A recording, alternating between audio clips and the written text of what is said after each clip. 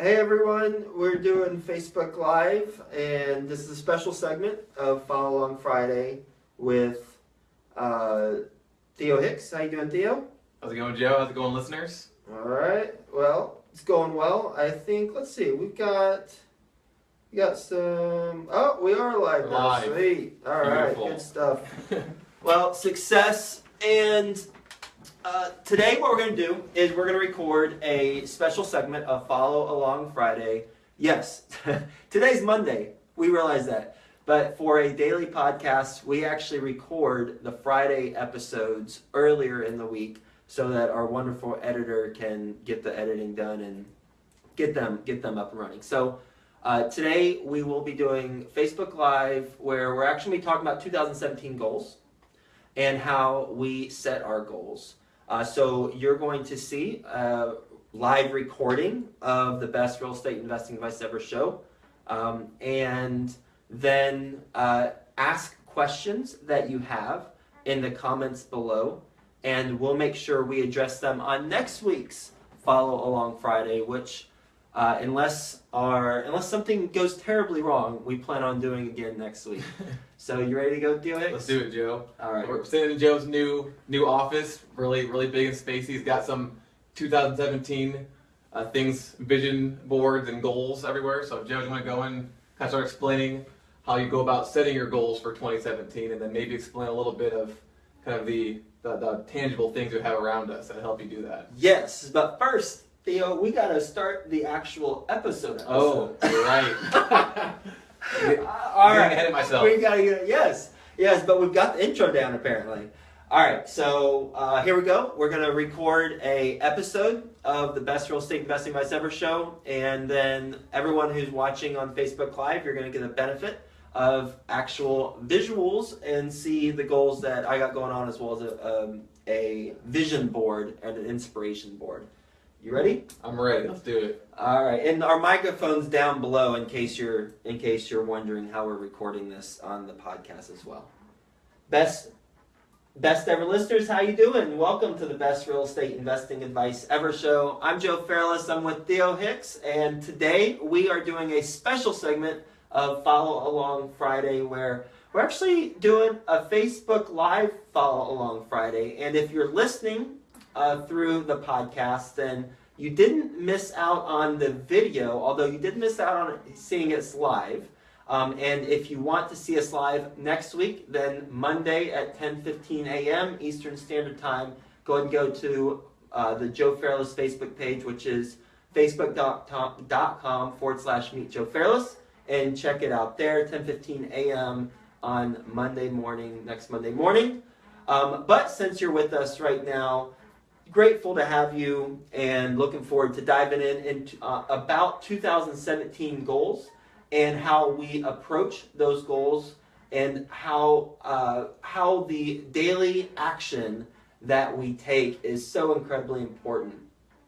So with us today, got Theo Hicks, who's the co-author of The Best Real Estate Investing Advice Ever, Volume 1, and soon to be Volume 2. Theo, hello. Good. Joe, how's it going, man? It's going well, my Excited friend. today. Yeah. New things. Yes, new things. That's for sure. So how do we want to approach today's conversation? Well, we're sitting in your new office here, and you've got a lot of pictures and written goals everywhere. And so maybe we can start off by, I guess, first explaining how you approach setting your goals for a new year, and then explain how you've got these different, I guess, tangible items to kind of aid you and continually remind you. Mm-hmm. So I'm a huge Tony Robbins fan, and he talks about how we have to be inspired or disgusted. Continually, we need to either be inspired or disgusted. So I have that mix in how I approach my goal setting. I make sure that I am surrounded by things that inspire me and thoughts that, when I conjure them up, disgust me. Those are the two most important things for me in order to get goals accomplished. And we're going to talk specifically about what that is for me. So as you mentioned, we're hanging out here in my office, and around us there are 4 walls. 3 of the walls, one of them's blank, I haven't put anything up on that, but the other 3, one is And if you want to show, let's just show them really quick. Yeah, you show the best ever listeners and best ever listeners. If you're listening to this in iTunes or on a podcast, again, I'll do my best to describe this. But then you can also click the link in the show notes page, and you'll see what we're referring to. So what I've done is I've surrounded myself with 3 walls of stuff on them. So one wall has the vision board for 2017 as well as long term. So if you're wondering how I created this, tactically speaking, I just went to Vistaprint, and it was like $25. Okay. $25 to print out this big old poster of what I want hanging, not only in my office, but I also have that on my desktop and on my phone. And on the vision board, we've got my financial goals for the year. We have the long-term goal of controlling $1 billion by my 40th birthday. And what I do to inspire myself to reach that goal is I had a Photoshop picture of myself, and that's superimposed on a Forbes magazine front cover. So it says Forbes, Joe Fairless, real estate entrepreneur, and it's got billionaires across my chest on over top of my shirt, and I took that from a actual Forbes magazine article that had a billionaire article about other billionaires. I was like, I'm going to put my face on there instead of theirs, and that's what I've had for the last 2-3 years. Mm-hmm. I created that magazine article or magazine cover after I purchased my first property, before I purchased the other. So at the time, I controlled $7 million. Okay. And now it's over $100 million worth of real estate. And it will be $1 billion worth of real estate. I know that with full confidence. So that's the main inspirational force that drives me. And then to the right, you've got the monthly miles. I want to run 50 monthly miles. I will run 50 monthly miles. Then underneath that, books. At least read one book or 1 minute, or excuse me, 1 page a day, and we'll get into that in a second. 30,000 downloads per episode for the podcast. Right now, it's around 5,500 to 6,000 downloads per episode. And then, most importantly, the foundation for all of it, which is why it's at the bottom, holding everything up, is The Secret to Living the Giving, a quote by Tony Robbins. And I was just doing a refresher with The Go-Giver by Bob Berg. He's been on this podcast before. And that is a similar mentality where The Go-Giver, if you haven't read The Go-Giver, highly recommend reading that book. It's a really short, quick, easy read. And it also is reinforcement for The Secret to Living is Giving. So that is how I approach my overall 2017 goals, as well as the vision for the future. Yeah, the 2 things that I really like about this board is, one, it's not super cluttered. Like, you only put, you've got 7 things on there, if you don't have 50 different things on there that you get to keep constantly reminding yourself with. So it's kind of like, this is the core of everything else, or the foundation of what all the other goals are based off of. And I also like how you kind of follow the Tony Robbins principle of, it's important to be pulled in life and not pushed. So you're setting these little goals, or not little goals, but you're setting these, I guess, potential accomplishments that you're chasing toward. You're being pulled towards every single day. Like when you look at this billionaire thing, like, well, I'm being pulled towards being a billionaire, instead of like having a picture of you like in poverty and you pushing away from being in poverty. So I think that's really interesting that you selected that way, and obviously it's working. Mm-hmm.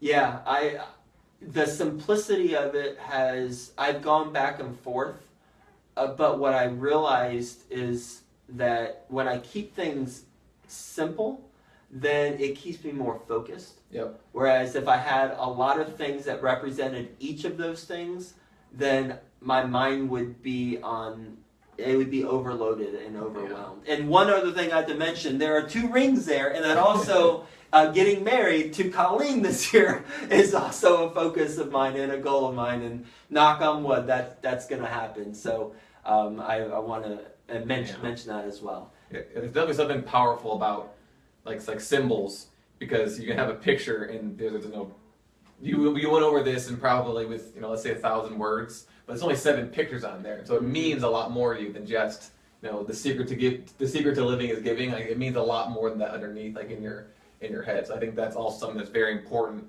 by keeping it super simple, because then it gets too complicated inside your head. So, and for everyone who's not watching but rather listening to this, the poster with the images on it is, how big would you say that is? About 1, 2, 3, 4 feet tall by 6 feet long, so about 5 feet long. Yeah, maybe a little smaller than that. Maybe a little smaller, yeah. I'm terrible with dimensions. Theo's like, maybe a little smaller. 3.5 feet by 5 feet. Yeah, we'll go with that. 3.5 by 5.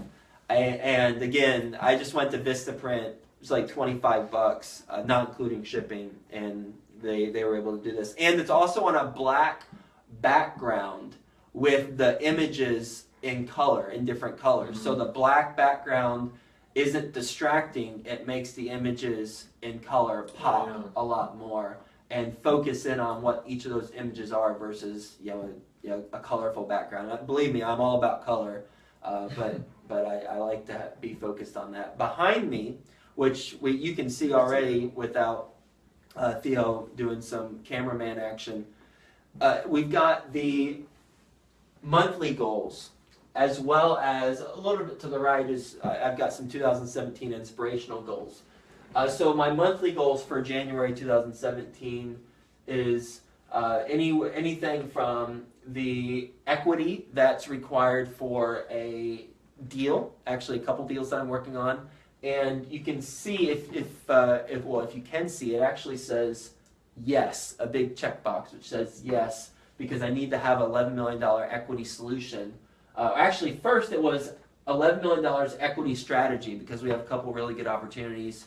And then I scratched that and I put solution and I checked the box yes, because one of our biggest investors, actually our biggest investor, approached us and said that him and his family will be taking the entire equity portion of the 2 deals that we have in the pipeline. So that is actually a goal for January 2017. It's already got a solution, which I'm very grateful for.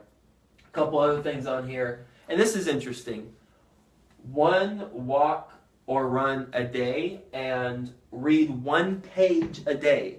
All I want to do is focus on walking 1 time a day. Usually it's with Jack, our Yorkie, and Jack is sitting patiently in his bed. Maybe we'll show him a little bit later.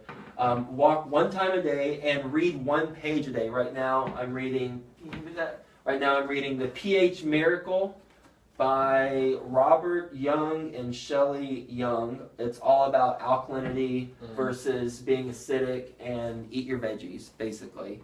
Eat your veggies, drink your water, exercise, and don't stress out. That's basically the crux of it. Right now I'm reading that, but I only want to read 1 page a day.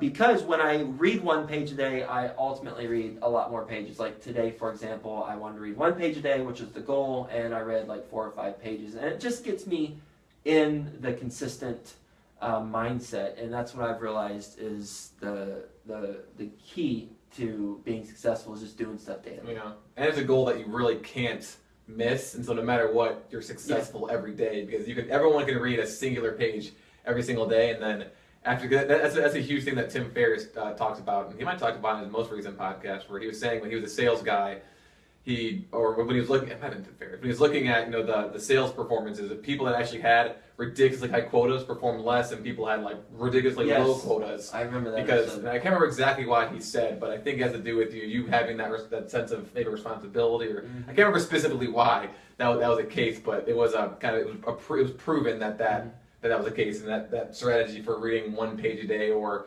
writing, make sure you write for 1 minute every single day, or anything that's a super short, small goal, I think has to do with the fact that it's so easy to do, and you have that sense of success after completing it, that you're like, oh, this is easy. And then you can easily do 2 pages and kind of stack from there instead of shooting for, reading 300 pages a day. Like I think what Warren Buffett does, reads 300 pages a day. Wow. It's like, you hear that and you're just like, how am I gonna do? I can't read 300 pages, therefore I'm not gonna read it all. Whereas you start with 1 page, 2 pages, and then build up to 300 pages a day. Yeah, and it's fun. It's fun when you do that. And I started the more Warren Buffett way, not that aggressive, but I started by saying I'm going to read a book a month. And then I wouldn't read for a couple weeks and be like, oh man, I'm way behind, now I got to catch up. And then I didn't because I was so far behind. And then the next month rolls around and I'm like, oh, well now I need to read 2 books this month. And it just didn't work. I was like the least amount of reading I did for the entire year was when I had read a book a month. Yeah. And you said you can't miss these goals. I've already missed one. I've already on the day 1, day 1 and the 4th. So January 1st and January 4th, I've already missed.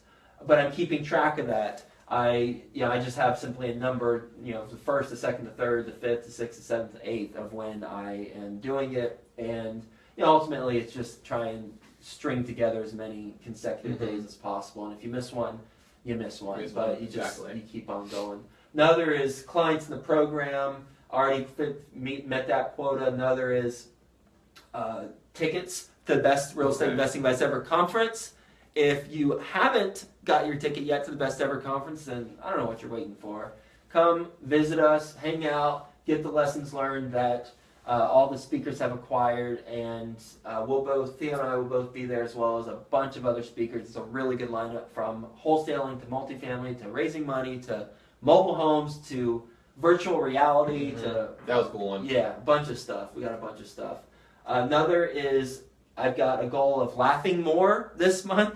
And there's simply a yes/no checkbox, so I don't know exactly how I'm going to quantify that. I was going to ask you that. How are you going to quantify that? I don't know. I seem to laugh a lot when I'm hanging out with you, so maybe we hang out more. Okay, perfect.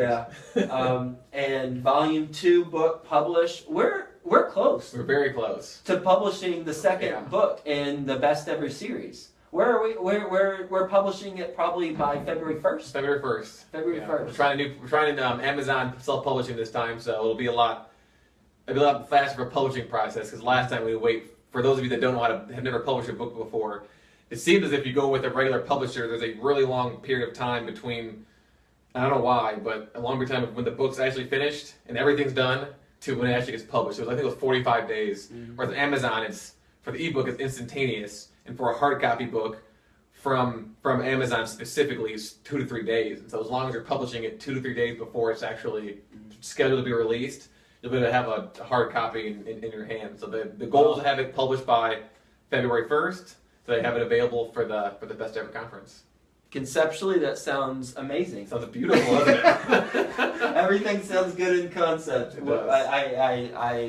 I'm looking forward to that. That's going to be great. We've got Grant Cardone, who's going to be in the book. We've got a lot of Best Ever. Well, here's what Volume 2 is, in case you're curious. Volume 1 was interviews, the hand-picked interviews for the first 100 episodes of this podcast. Volume 2, hand-picked episodes from the episodes 101 through 199. So we hand-picked about 25 or so episodes, made them into chapters, similar to what Tim Ferriss did with Tools of the Titans. Yeah, it's very similar to Tools of Titans. I think it's a little more continuity in the Best Ever in our book, because Tools of Titans it's a kind of more scattered advice, which is really good to pick up and just kind of read one quote a day. And that's what I do. I basically pick it up and read like a page a day. I'm like, oh, that's really cool. Can I implement any of this in my life? Whereas the Best Ever book, it's like you can read a chapter, the whole entire chapter a day, and you'll learn one specific strategy that one specific person followed, and then be able to kind of pull smaller techniques or things that you can potentially use from them to add it to your business. But there's also chapters where it's a full-fledged, step-by-step blueprint to accomplishing financial freedom, or to how to build a buyer's list and things like that. So it's kind of it's got a lot of different ways to approach actually reading the book, besides just reading like a regular book straight through. That's why I like it a lot. Yeah, agreed. And then lastly, on my goals for this month is to have one magic moment with Colleen, my fiance. I get the term, or I got the term magic moment from Tony Robbins. Okay. He talks about how we should create magic moments, and there's a whole long story. I won't go into it for how he describes it with a example where he was at some restaurant and helped a waiter have a magic moment. But ultimately, it is doing something extraordinary when ordinary is assumed to take place. So, whether if you're walking your dog and starting to sing out loud or dance in the street or something stupid, ridiculous like that, but doing so it doesn't necessarily have to do with financial things. Could be anything. Could be anything, as long as it breaks through from the standard structure of whatever you're doing. Yeah. So I don't know what it is for this month, but that's a good thing though. If you knew what it was, it wouldn't be a magic moment. Right? Exactly, that's true. I think magic moments are spontaneous. I can't remember. I think it was another Tim Ferriss podcast where he had interviewed the three guys on stage. I can't remember what it was called, but one of the guys was explaining how he goes into every interaction with another person expecting like magic to happen, and the reason why he kind of came up with this idea is he basically explained how he's with his dog, and if you take your dog for a walk and they see another person, they like go berserk. Their tails wagging. They think like it's like the best thing ever. Yeah. And so he saw that. He's like, why do I do that? Why do I go into interaction expecting like, oh my god, I'm going to meet this new person and have this amazing experience? Because if you go into it like that, then it kind of will be a magic moment. That's why I like the whole entire creating your own magic moment, because that's kind of how it is. You don't find it; it kind of comes out of you and you create it. I love that. Yes. It reminds me of when I went to the Unleash the Power Within seminar, and we practice greeting strangers as though they're our best friends, and we haven't seen them in forever. That's a good one. And you just bring a whole different energy, whole different vibe. Now, I will say, in the real world, outside of a seminar, that might seem disingenuous to people. So you've got to really channel that and make sure that it comes off in a genuine way.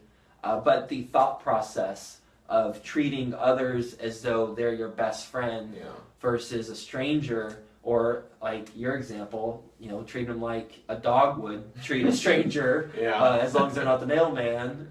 That's a good approach to take. So I like that. And then we'll just lastly the third wall. The third wall. I'm gonna pan across it really quick. Third wall is the vision board, and we talked about, or rather, the inspiration board. We talked about how I like to be surrounded by, and show Jack too. He's just snoozing over there. Thanks, Ruffles. Yeah. How I like to be surrounded by inspirational things and things that disgust me. And for some examples, inspirational, I've got a nice note from my brother who says, "Great seeing you. Thanks for coming over, and thanks for your interest and help. Congrats on all your endeavors. Very proud of you. Safe travels. Love, Nick." The handwritten note from him to something else that is inspirational.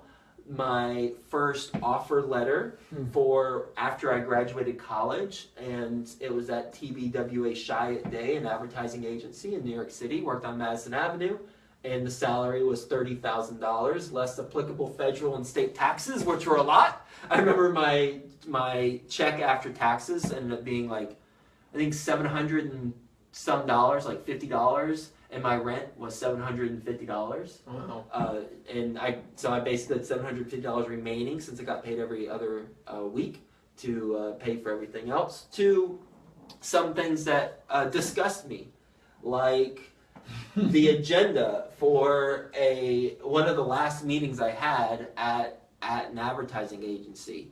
It just reminds me of all the things that I was wanting to get away from.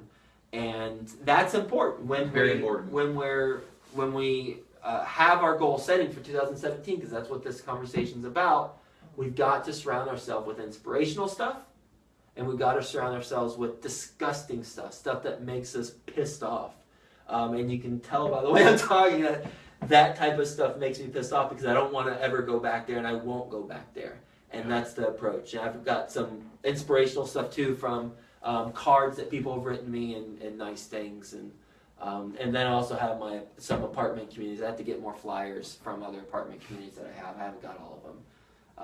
What's the story behind I see you've got a chit from Glow Golf from playing. Oh yeah, a Glow Golf score sheet. That was the second date Colleen and I ever went on, and she beat me. Yeah, let's say she beat you. Yes, she like beat 10 me strokes. 10 strokes. Yeah, she's very athletic. Yeah. very good at very good at sports. So yeah, it's important to do that. Yeah, I really like because again, I remember I was commenting on your vision board and saying how I think it's great that you got this thing to kind of pull you forward. But I remember when you mentioned that have something that disgusts you. What I really like about using something from your 9-to-5 job, basically, that's like the big thing. But once you quit your 9-to-5 job and you're kind of doing your own thing, you might forget what it was like when you were working there, how much you disliked it, and the reason why you left and why you wanted to start what you're doing in the first place. And so for me, whenever I lose, I guess, confidence in what I'm doing, I think having something like that, like, oh yeah, remember how you felt when you were at your job and how much you disliked that and how discontent you were there.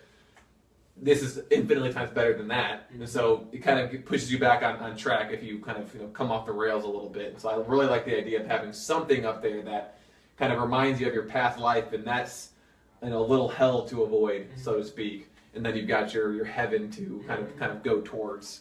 So again, I really like that idea, and I've never heard that before coming here. And proportionately, it's important to put the inspirational stuff around you and be 90%, but then, because all you need is a 10% of disgust. Yeah. Because for whatever reason, we're conditioned to really focus on the bad stuff. So we only need like 10% to really remember the bad stuff, and then surround ourselves with 90% good stuff, which is what I want to do. So I'm gonna put you on the spot now. What is your disgusting thing that you're gonna now create for your own house and put it up there?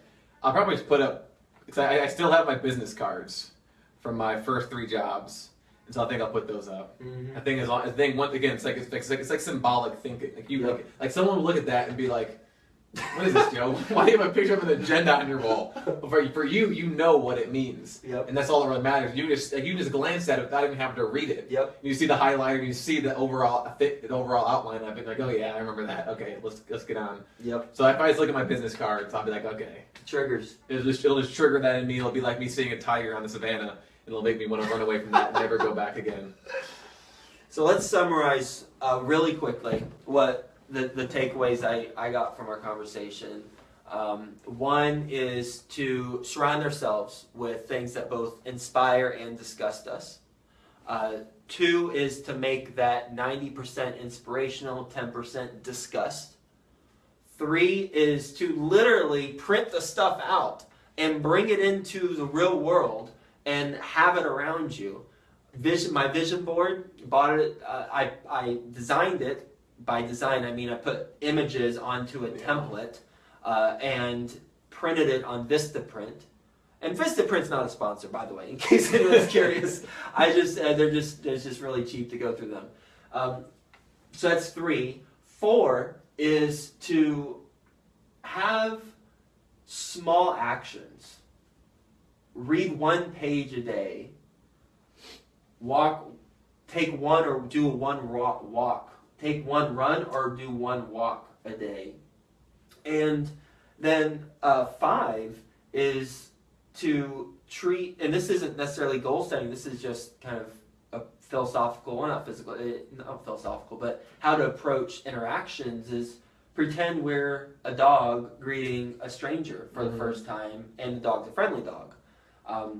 Take that approach. I always like to think everyone's on my team, and we're all, where if they're coming at me aggressively, then they just don't realize they're on my team. So I've got to find what my favorite book, Crucial Conversations, would say is a mutual purpose, and then build up from there.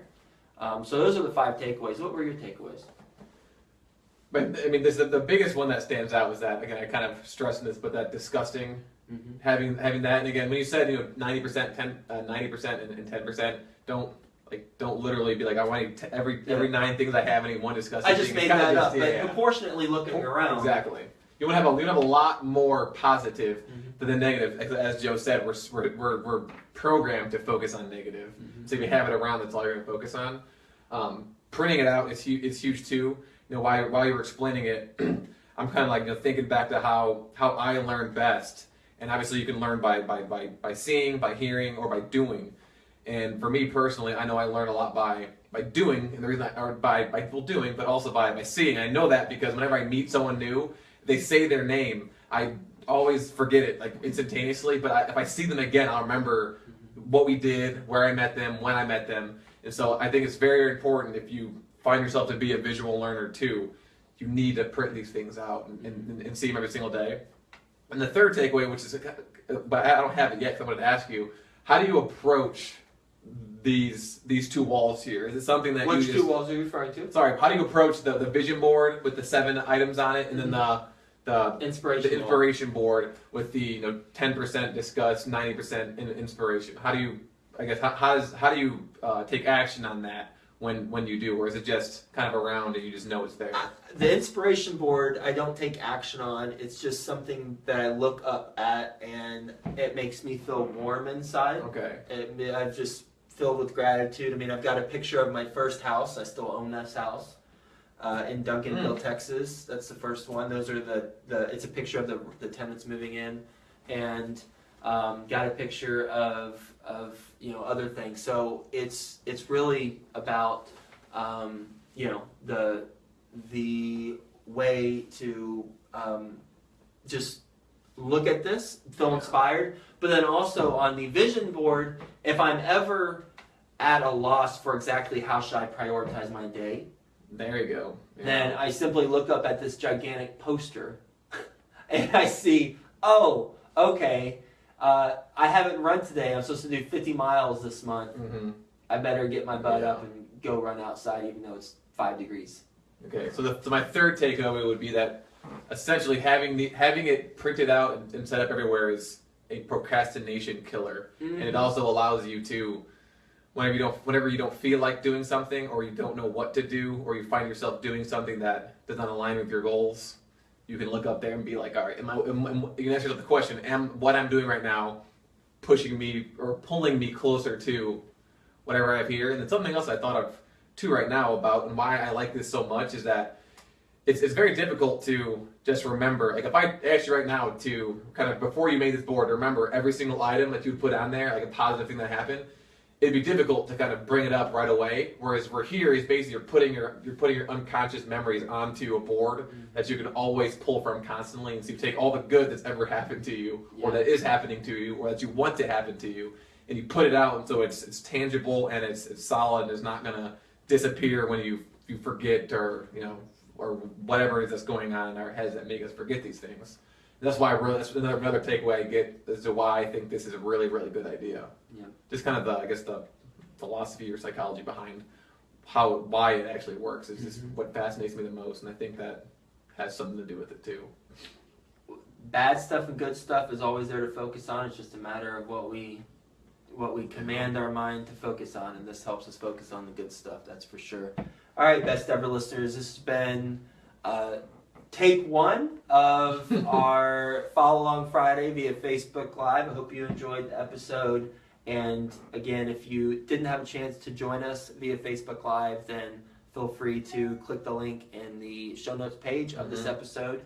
And we think it's going to be there, assuming there were no technical difficulties for when we were putting it in there. So, and if you haven't gone to besteverconference.com, then go check it out. Go at least be entertained by all the rap and hip-hop videos that are there of the speakers who are presenting at the conference, besteverconference.com. All right, signing off.